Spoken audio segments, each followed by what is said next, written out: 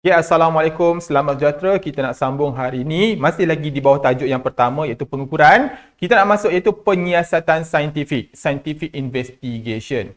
Jadi kita terus tengok apa benda yang ada. Dalam penyiasatan saintifik ataupun eksperimen lah, bahasa mudahnya eksperimen penyiasatan saintifik ni. Kita akan buat graf. Okay? Dan setiap graf tu kita kena analisis. Apakah hubungannya? Jadi dekat situ, lakarkan setiap graf dengan tafsiran berikut. Y berkadar terus dengan X. Jadi saya lukiskan dulu graf. Okey. Ini ialah graf Y melawan paksi X. Okey. Jadi kita nak lakarkan macam mana bentuk-bentuk graf yang dikatakan Y berkadar terus dengan X. Okey, Y berkadar terus dengan X, dia punya ciri-ciri dia simple sahaja. Dia adalah garis lurus. Garis yang lurus dan melalui asalan. Okey, bila garis tu lurus dan melalui asalan, kita panggil dia berkadar terus. Okey, yang pertama. Selesai. Yang pertama. Manakala yang kedua pula? Y berkadar songsang dengan X. Macam mana rupa Y berkadar songsang dengan X? Okey, ramai kata kalau macam ni berkadar terus, tentulah macam ni berkadar songsang. Sebenarnya kurang tepat. Berkadar songsang sebenarnya bentuk dia begini. Dia tak kena pada Y dan dia tak kena pada X. Okey. Berkadar songsang tu macam mana? Berkadar songsang kalau kita tulis simbol, okey, minta maaf. Tadi Y berkadar terus dengan X. Ini simbol dia. Okey. Kalau berkadar songsang, Y berkadar songsang 1/X. 1/X ini ialah songsang. Okey. Kenapa tak kena X, kenapa tak kena Y? Okey, cerita dia kita boleh tunjuk melalui kalkulator. Mana kalkulator tadi? Okey, ni kalkulator.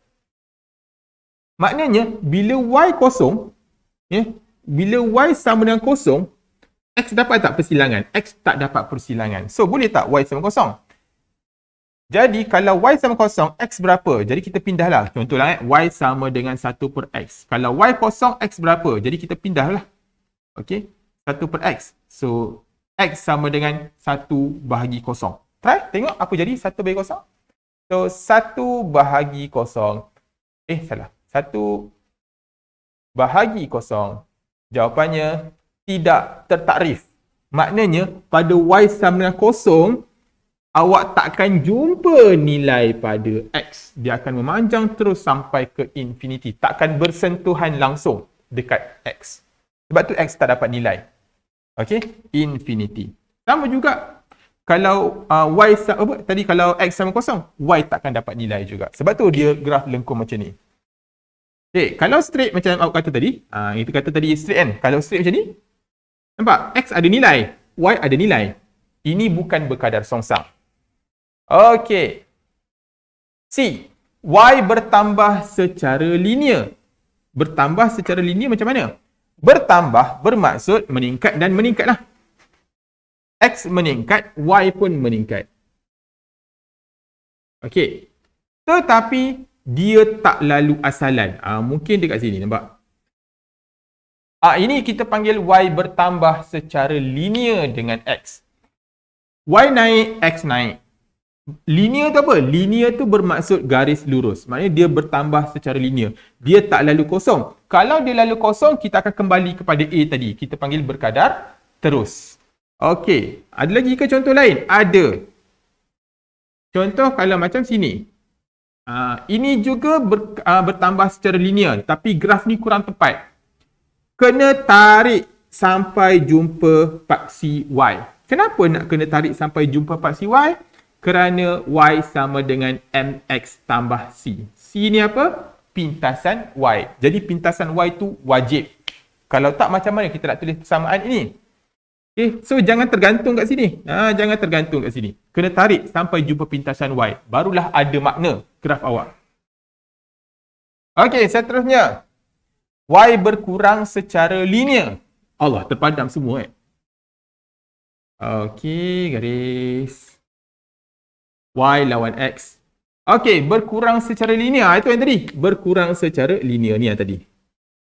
Okey, dia akan sentuh paksi Y, dia akan sentuh paksi X. Linear tu apa? Linear tu lurus. Okey. Y bertambah dengan X. Macam mana tu? Macam-macam pun boleh, tapi dia tak lurus. Dia bertambah, Y bertambah, X bertambah, tapi dia tak lurus. Sebab kalau lurus, linear tadi. Contoh, start yang kosong. Ni, nampak? Y bertambah, X bertambah tak? Ni. Kalau Y sikit, X sikit. Kan? Ni, Y makin banyak, X pun makin banyak. Y makin banyak, X makin banyak. Maknanya, Y bertambah, X bertambah. Tu, Y bertambah, X bertambah. Tapi dia tak lurus. Kalau lurus, kita panggil dia berkadar terus ataupun secara linear. Tapi tak lurus, ini yang kita panggil Y bertambah dengan X. Okay, dia boleh lengkung macam ni. Dia boleh lengkung macam ni. Okay. Ini juga bertambah juga. Nampak? Y dengan X saling bertambah. Tapi bukan lurus. That's why kita kata Y bertambah dengan X. Bagaimana pula Y? Y berkurang dengan X. Macam mana Y berkurang dengan X? Dia akan, sama ni, dia akan lengkung. Nampak? Kalau tengok sini. Y tinggi. X sikit. Ini Y makin rendah, nampak tak? X makin bertambah. So, Y berkurang dengan X. Sama juga, lengkung yang macam ini juga dipanggil Y berkurang dengan X. Okey. Ini bukan berkadar songsang. Berkadar songsang dia tak sentuh. Ini dia sentuh. Okey. Seterusnya ada kita. Okey. Kita dah masuk contoh soalan. Apabila GSIM bertambah. So, GSIM. Ni GSIM. Paksi Y kita ialah GSIM. Yang ini ialah tempoh. 1/T tempoh. Okey. Apabila GSIM bertambah, tempoh akan, dalam kes ini kita tengok betul-betul. Ini ialah graf berkadar terus. GSIM M berkadar terus. Lalu kosong. Dengan 1/T. Bila M berkadar terus dengan 1/T, ayat dia ada dua. Ayat dia ada dua iaitu M berkadar terus dengan 1/T. Itu satu. Atau, alamak, tak nampak. Okey. Ni saya sebut dah. M berkadar terus dengan 1/T. M berkadar terus dengan 1/T. Betul. Satu lagi, dia juga bermaksud M berkadar songsang dengan T. Nampak? M 1/T berkadar terus. Sebab dia garis lurus. B ini bermaksud N berkadar songsang dengan T. Jadi, bila M berkadar songsang dengan T, apabila GSIM bertambah M, maka tempoh akan songsang lah, berkurang. Okey. Walaupun nampak graf tu macam lurus, kena alert sebab dia 1/1/, ini bermaksud songsang. Okey, maknanya secara umum graf untuk songsang ada dua. Okey. Graf untuk songsang ini ada dua. Satu, Y berkadar songsang dengan X macam gini. Tapi macam ni kita susah nak analisis, betul? Nak cari kecerunan susah dan sebagainya. Kita boleh tukar kepada graf lurus, Y, X lurus, tapi kita kena 1/X. Dua-dua graf ini membawa maksud yang sama. Y berkadar songsang dengan X, Y berkadar terus dengan 1/X. Okey, mana sama. Alright. Kita teruskan. Okey, kita dah masuk bagaimana nak menghuraikan ataupun menganalisis graf. Tengok satu persatu.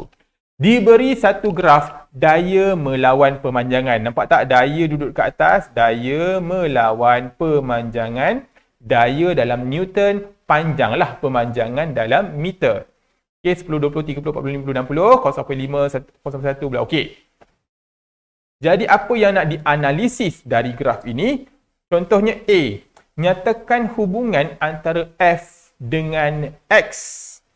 F daya, X pemanjangan. Jadi hubungan antara F dengan X, kalau kita tengok graf, ini bukan 1/X bukan 1 per. Jadi F dan X adalah berkadar terus. Kenapa berkadar terus? Sebab dia lalu kosong. Nampak? So jawapan A adalah berkadar terus. Tak payah tulis lah. Okey, B. Tentukan pemanjangan spring, tentukan ni paksi X apabila daya 30 Newton digantung pada spring. Jadi kita kena cari mana 30 Newton dekat sini. Jadi kita kena garis sub. Dan bila kena graf, barulah kita tengok pemanjangannya berapa. Jadi garisan ini mesti ada bila kita nak menganalisis graf ataupun nak menjawab soalan ini. Tentukan pemanjangan sini. Kita bukan, kadang-kadang kita tengok pun dah nampak nilai dia 0.15. Tapi bila nak jawab soalan, mesti kena ada garisan ini. Membuktikan kita menggunakan kaedah yang betul. Okey, jadi jawapan dia ialah 0.15 tengok unit meter. Boleh? Okey, itu A dengan B. Kita tengok soalan yang seterusnya. Apa lagi dia boleh tanya? Kecerunan graf mewakili pemalas spring. Okey, kecerunan graf adalah pemalas spring. Tentukan nilai pemalas spring tersebut. Okey, nak cari pemalas spring. Apa-apa simbol pemalas biasanya kita ambil K sebagai pemalas. Okey, katanya kecerunan. So, nak cari kecerunan. Dengar betul-betul. Biasanya kita belajar matematik kan, kecerunan kan. Y2 tolak Y1 kan. Okey, kalau kita perasan, dia ialah bentuk segitiga kan. Jadi nak cari kecerunan nombor 1. Okey, kita kena buat segitiga. Okey, segitiga tersebut hendaklah besar. Jangan buat kecil. Dan kalau boleh, Allah, janganlah tergantung dekat sini. Kalau dah boleh sampai ke bawah penuh, gunakan sampai bawah. Sebab Y2 tolak Y1 contohnya kan. Kan sini kosong dengan kosong. Senang kan kita nak tolak. Jadi ambil segitiga tu. Nampak? Jadi bila kita buat segitiga, nampak tak? Y2 tolak Y1 maknanya delta Y lah. Bahagi dengan X2 tolak X1, delta X. Perubahan Y, perubahan X. Jadi perubahan Y berapa? Kalau kita tengok sini, nampak? Daripada 5 sampai 0, tinggi dia ialah 5 pula. 50 lah. Y kita ialah 50. X kita daripada 0 sampai 0.25. 0.25. Jadi kita boleh masukkan dalam pengiraan kecerunan delta Y bahagi delta X. 50. 50 apa? Newton. Bahagi dengan 0.25 meter. Nampak? Pengiraan kita. Jadi kita akan dapat jawapan, padam sikit lah. Kita akan dapat jawapan 200. Okay, 50 bagi 0.2, 200. Nampak ni? N per M. Ataupun lebih cantik kita tulis 200 N. M tu bawa ni atas. M negatif 1. Okey, ini cara kita cari kecerunan. Jadi kecerunan kena ada 3 benda. Apa dia? Yang pertama, segitiga. Ni, segitiga ni kena ada. Yang kedua, pengiraan. Dan yang ketiga, jawapan akhir berserta unit yang betul. Jangan tembak unit ni. Tengok apa yang kita bahagi. Okey. Yang seterusnya D. Luas di bawah graf mewakili tenaga keupayaan kenyal. Okey. Tentukan tenaga keupayaan kenyal yang terhasil apabila spring ditarik pada panjang ataupun pemanjangan 0.25 meter. Jadi, macam mana nak tahu tenaga yang terhasil? Dia dah khabar kat sini. Luas di bawah graf pada 0.25. Jadi, pada 0.25, luas di bawah graf. Inilah dia luas di bawah graf tersebut. Okay, kita boleh lorek kat sini. Ini luas dia. Soalannya ialah, macam mana nak cari luas segitiga? Takkan tak tahu kan luas segitiga. Apa formula dia?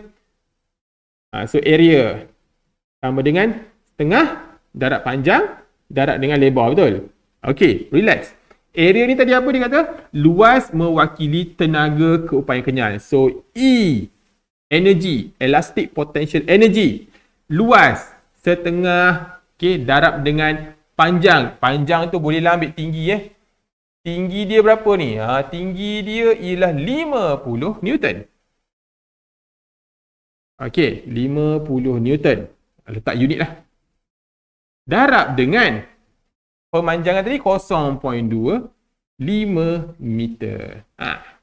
Nampak? Cari luas. Darabkan sahaja. Pak dapat 6.25. Unit dia apa? N darab dengan M. M. Jangan pelik. Ada yang pandai sikit. 6.25 Joule. Mana awak tahu? Saya tahu cikgu tenaga unit dia Joule. Okey, bagus. Okey, boleh. Tak ada masalah. Ini kalau rajin. Kalau tak rajin, buat simbol Joule. Okey. Itu dia. Maknanya kita daripada graf tadi, kita boleh cari dia punya kecerunan. Kita boleh cari luas di bawah graf. Kerana luas di bawah graf ni dia ada maksud-maksud tertentu. Ada lagi tak ada suruh cari? Tentukan pemanjangan spring sekiranya daya 60 Newton digantung pada spring. Okey. Ni senang lah macam tadi. Dia suruh tentukan saja kan. Jadi kita tarik lah macam ni. Berapa sini dapat nilai. Okey. Daya 60 Newton. Ni 60 Newton. Okey, garis. Tak kena graf. Jadi kalau tak kena graf macam mana? Okey. Ni. Dia minta ni 60. Tak kena graf. So, kaedah dia simple sahaja. Kita tambahlah bagi panjang. Tambah bagi panjang. Ini nama dia extrapolation. Salah je. Polation. Ekstrapolasi lah dalam bahasa Melayu.